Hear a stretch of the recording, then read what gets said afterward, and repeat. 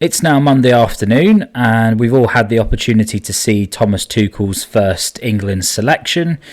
The first opportunity for the players to try and impress the new manager, and of course the first opportunity for the manager to try and implement his proposed style on the team as well. That game took place on Friday against Albania. And I think there are lots of reasons as to why we perhaps didn't get the opportunity to see some of the tactics and some of the style of play that Tuchel was talking about so much in the press conferences and in some of the interviews that he conducted in advance of that meeting with Albania. Mostly down to Albania's resolute defensiveness, and I thought they did a good job of containing England for the majority of the game, but also because of the low block approach that they took. And it wasn't really until Armando Broja came on in the second half that they seemed to sort of have an outball and any real desire, to be honest, to play in England's half. So really, really difficult. And I think if we just reflect on some of the things that Tuchel was talking about, he wanted a high tempo, a high intensity. He wanted more touches in the opposition box, which of course is very difficult to do when there's 10 or 11 of the opposition in the box at any one time. And similarly, really difficult to play those penetrative passes in behind and more importantly, get the runners in behind the defence. If you've got a defence who are effectively on top of their own goalkeeper, clearly there's very little space to run into as well. So creativity is really important, which is why, although it wasn't necessarily undervalued, it's really important that you look at the quality of Jude Bellingham's pass when he received possession and he went on the half turn.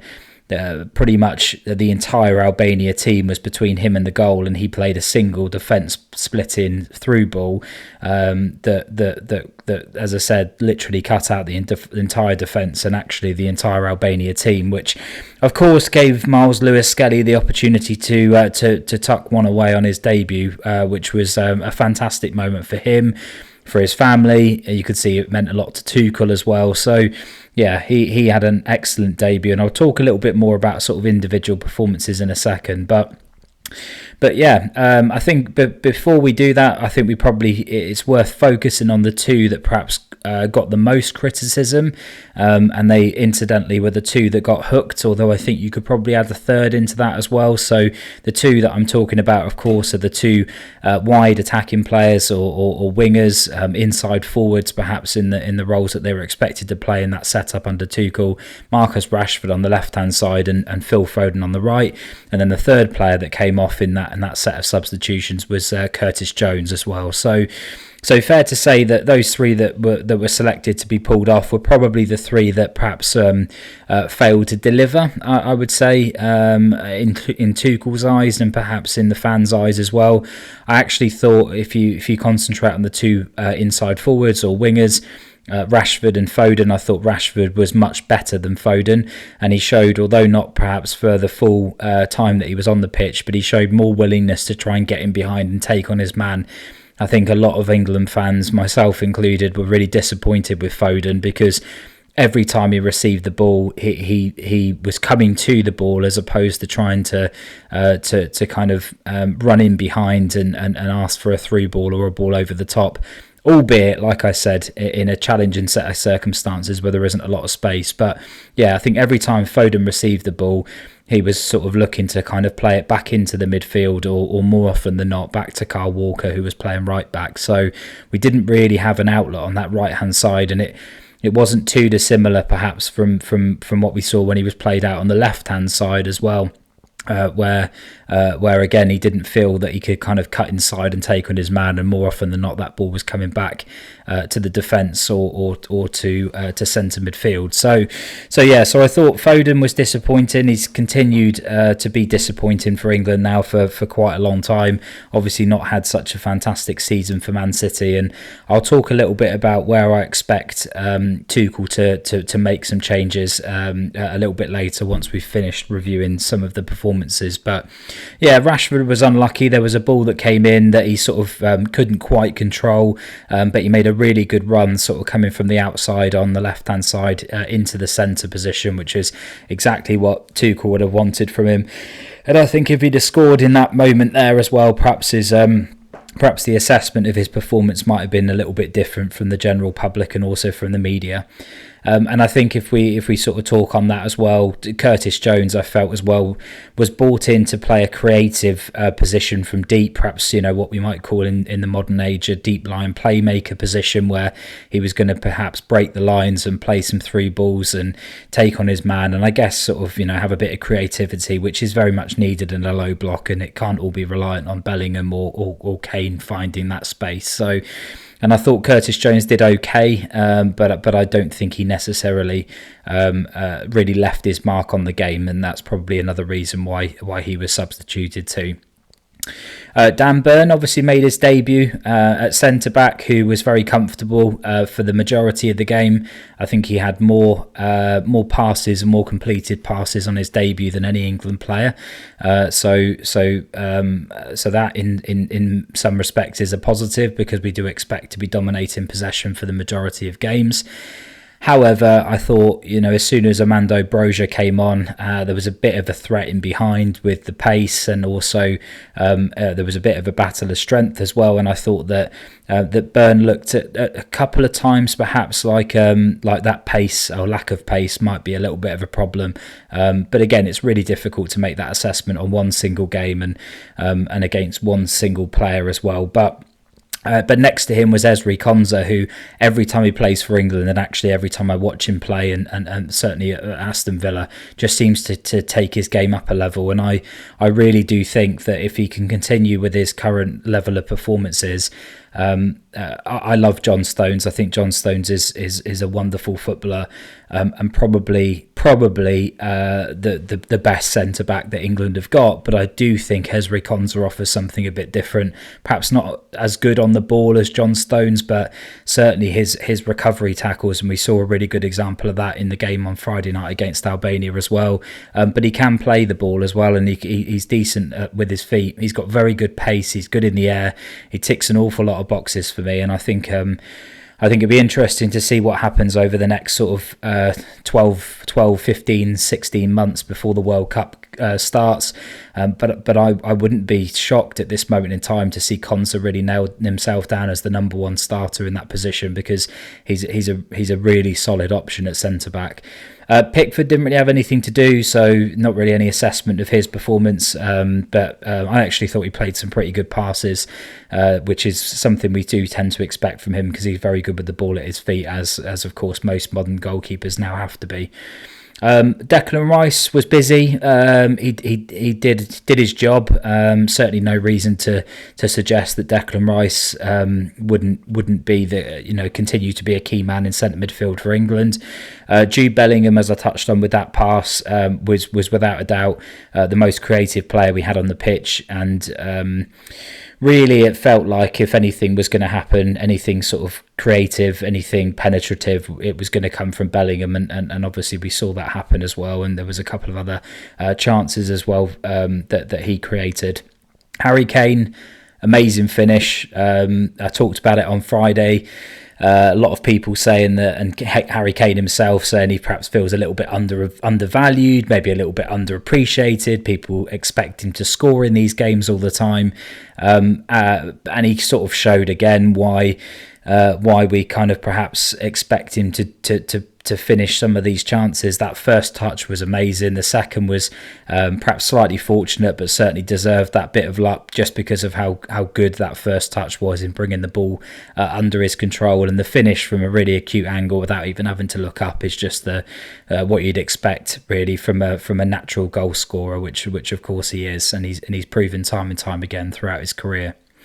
So overall, like I said, it was a reasonable performance. Like I said on Friday, Albania are a decent team. They've got players playing at the highest level. And again, there was a lot of respect showed to England in the way that they set up. They obviously didn't have many chances themselves, but yeah, there were moments of the game which felt a bit flat.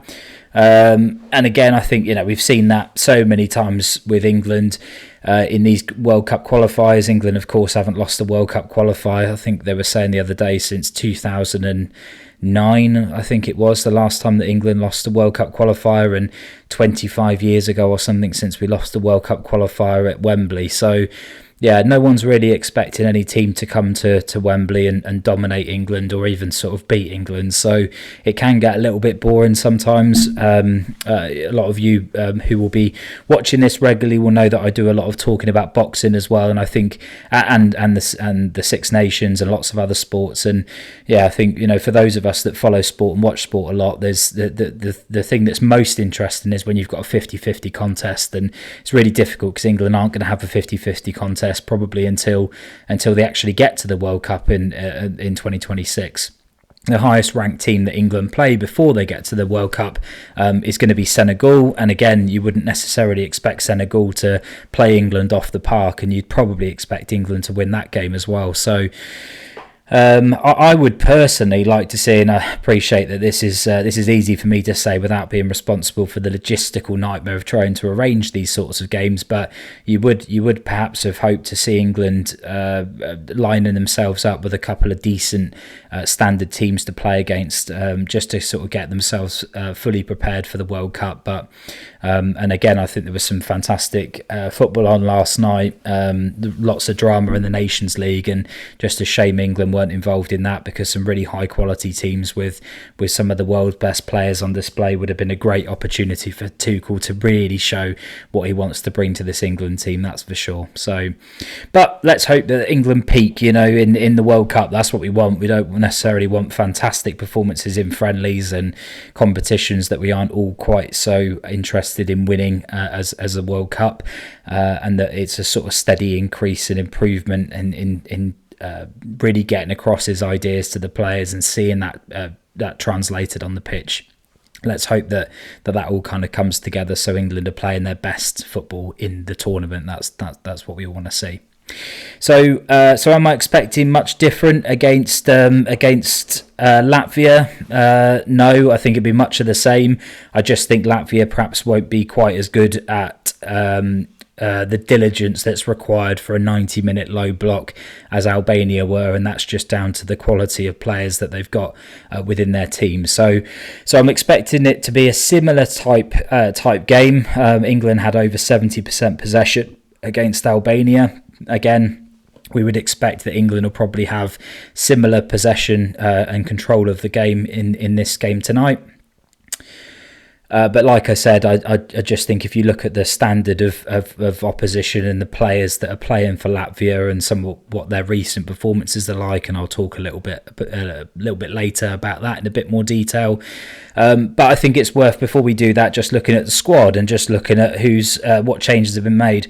Really unfortunate for Anthony Gordon. Obviously got himself injured towards right at the end, literally at the end of the game. I think the final whistle went and he was just starting to receive treatment. So yeah, there's talk of a hip injury there, which is a shame for him, because he's for me at the moment, I think he's probably the best option we've got on that left wing. So I think Saka is expected to take that right wing position when he's back and he's fit, but certainly on that left wing, Gordon as a right footer just seems the probably the expected choice for the majority of games between now and the World Cup. So yeah, disappointing for Gordon, which means I think Rashford probably keeps his place, and I think that's probably fair, because like I said earlier, I think Rashford, although he didn't do an awful lot, he was better, but I do think Jarrod Bowen, and I did say at the time as well on Friday that I thought Jarrod Bowen deserved the start against Albania. Phil Foden got that nod ahead of him. Although Bowen didn't necessarily do an awful lot when he came on, the game was pretty much done, and I think it took so long to get those substitutions in place. They were all ready from about the 61st minute. They didn't actually get on the pitch until about the 73rd, 74th minute. So yeah, not a lot of time for any of those substitutes to affect the game. But yeah, it's got to be worth giving Bowen a chance. I think one thing we'll see with Bowen is that he's much more inclined to take his man on, similar to Foden and so many left-footed players that play on the right-hand side. Salah's a good example. He is more likely to cut in on his left-hand side than he is to go on the outside on his right foot, but we see Bowen do that a lot for West Ham, and I think that's why he's going to be a better option given the way that Tuchel wants to play on that right-hand side. Harry Kane will start up front, definitely. I don't think anyone can take away from him after scoring his 70th international goal for England. He will want more, and he'll know that there's an opportunity to get a good number, potentially a couple of goals, maybe a hat-trick, maybe even more against Latvia, because I'm expecting it to be that sort of game for England where the scoreboard is looking pretty healthy and a lot of goals on that scoreboard from an England point of view. So I think Kane will start. I think Bellingham has to, because Tuchel's talked a lot about building bonds and relationships between players. Bellingham and Kane haven't been playing together an awfully long time, but in the time they have played together, they do seem to kind of find themselves working together well. But I think that's crucial for England, is getting that perfect balance between, and it's only going to come from playing together more regularly, so that Bellingham just knows, he can see when Kane's starting to drop deep, he pushes forward, and vice versa. Kane knows when he needs to stay up because Bellingham's perhaps going a bit deeper. Maybe he's getting a bit frustrated, he's not getting enough balls to feet in the number 10 position, so he has to come a bit deeper and pick the ball up. And yeah, all of those sorts of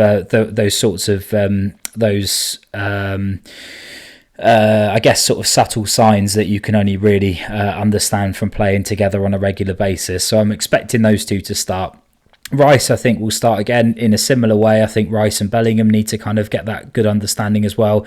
We're talking about the spine of the England team now, and that's not going to change in the World Cup. I don't think anyone is going to maneuver any of those three players out of the team. So yeah, absolutely important that I think there's consistency in that, even if the level of opposition doesn't necessarily warrant those quality of players.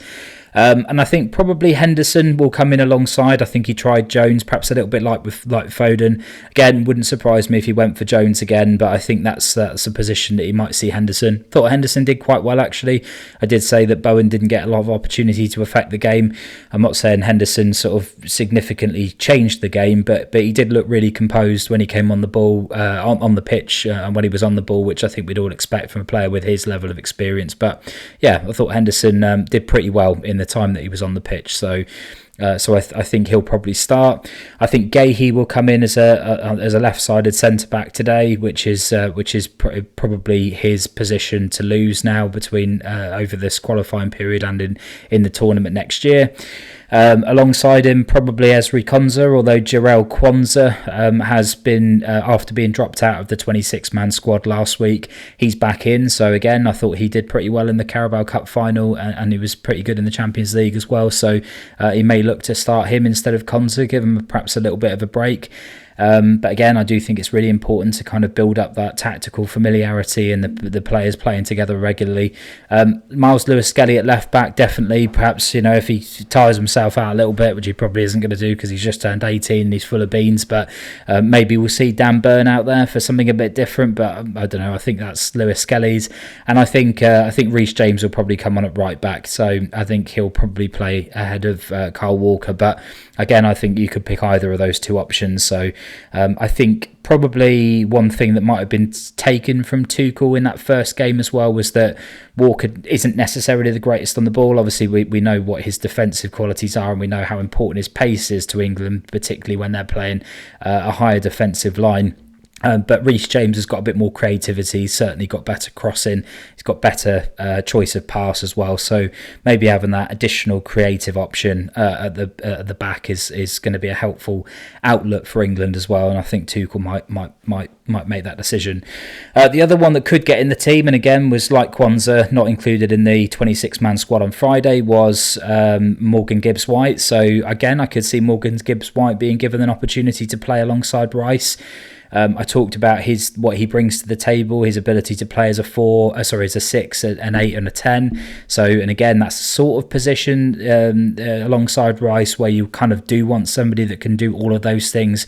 He can kind of cover defensively when Rice wants to bomb forward, but he's also got that ability to be a creative as well. And I think a bit like Curtis Jones, although a lot of people might say perhaps a better option, a more rounded option, that's probably my opinion as well, if that is what other people are thinking. I think that would be good to see. I don't think we would learn a lot about Jordan Henderson in the game tonight, which is why it's probably a good opportunity to give to Morgan Gibbs-White, but we'll have to see what Thomas Tuchel wants to do. So it would be remiss not to talk a little bit about the opposition for tonight. I did say that I'm expecting it to be a fairly landslide type victory for England. Latvia have only won once in their last 5 games. Just to put into context who their opposition have been, one of the games they lost was against Armenia. They lost twice against North Macedonia, including 3-0 at home.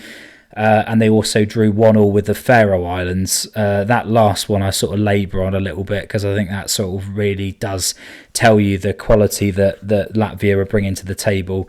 They did win their last game, which was also at the same time as England played last week. However, that was against Andorra. And Andorra, who are ranked 171st in the world, yes, only sort of 31 places behind tonight's opposition, Latvia. But again, I think most teams expect to score a good, perhaps a hatful of goals when they're playing against Andorra, whether it's home or away.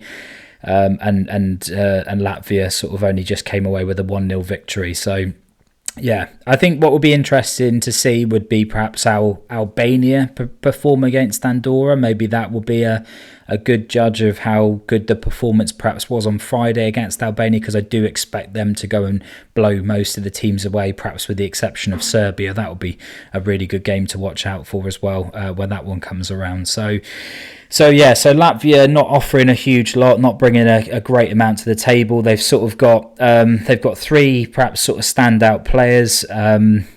Vladislavs Gudkarskis, he's the centre forward, so he's currently playing in South Korea in the K-League. He's got a decent record. He probably averages 1 in 3 throughout his career as a striker, and he's got a record of 11 goals in 50 games for Latvia. So not bad. That's not bad at all. Again, I think I was used this phrase on Friday about players knowing where the goal is, and he certainly knows where the goal is. But it's whether he can get the ball, as we saw quite so often with the Albania strikers on Friday night. So, but if he gets in front of the goal, 11 in 50 for a team that's ranked 130th in the world, 140th, in the world, and a team that doesn't really get an awful lot of chances in a game, even against your lesser opposition, like I say with the last match that they had against Andorra. Perhaps he's a bit of a threat. They've got Garganskis, who is a left winger playing for Luzern in Switzerland. He's probably playing at the highest level of any of the players, which again just tells you quite a lot about the rest of the team. Most of them are playing in the Latvian First Division. Some of them are even playing in the Latvian and other lesser known or lesser ranked European leagues, not even playing in the top division, so sort of second division and sometimes even a third tier of various sort of obscure league football pyramids. But he did spend 5 years in the Bayer Leverkusen and Schalke academy. So again, must have had something about him. Again, that's quite a significant amount of time. Did 3 years at Bayer Leverkusen and then played quite a lot of games for the Schalke B team or Schalke 042. So before kind of moving to Switzerland, perhaps a little bit of a nomadic career in between that. But yeah, obviously got ability. That's for sure. And then Baladis, currently playing for St Johnstone, is probably the one player that that anybody in British football who follows British football may have heard before. He's only played for St Johnstone this season, so he's only been there since 2024. But he's the only player that's playing obviously in England in the United Kingdom. Across any of the leagues that are represented there, so that's it really. Like I said, everybody else, there's a couple of players that are playing in the Romanian tiers of football. Most of them are playing in Latvia, and again, you know, there aren't many teams there that progress or do particularly well in European competition. So I'm expecting tonight's game to probably come out as a 4-0 for England. I think it'll be one of those games where it might look a little bit uncomfortable for England in the first perhaps 20 minutes, half an hour. Then as soon as a goal goes in, Latvia realise that they've got two choices really, and one of them is to just sort of contain England and protect the goal difference. The other option is to try and attack and be a bit positive and get a goal. And I think if they choose the second option, which most teams feel like they probably have to in international football, you've got to really go for it. You know, you can't just put a team out to not get beat 5-0 and just take a 3-0 loss instead. Then we'll see a lot more chances created for England, and I think the goals will probably flow from there. If England score early, again, I expect that will probably demoralise the Latvian team quite a lot, and I think that could be one where we see perhaps even a sort of record victory tonight. So it would be really interesting to see hear what other people think, and what leave your comments in the chat as well about what you think the score is going to be tonight. Whether you disagree with me perhaps on who's likely to start for England, who deserves to start, and whether any of my criticism from Friday night's game is warranted, and whether you agree with any of that. Would love to hear your thoughts and your opinions on all of that as well. So last game for England for a little while, so let's hope there's a really good performance out today. Tuchel gets to see a little bit more of the style of play that he wants. And it would be really nice to see 3, 4, 5, maybe even more goals for England tonight.